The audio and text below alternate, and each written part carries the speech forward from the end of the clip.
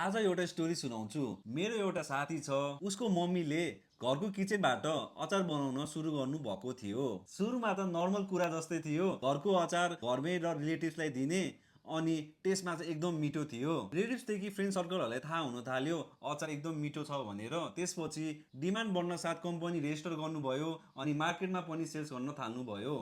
Quality maintain गर्नुभयो, test same अनि consistent काम गर्नुभयो। आज यो अचार देश विदेशमा सप्लाई हुन्छ। यसबाट हामीले के सिक्न सक्छौँ? एउटा घरको सानो बिजनेसले पनि मार्केटमा ह्युज इम्प्याक्ट दिन सक्छ।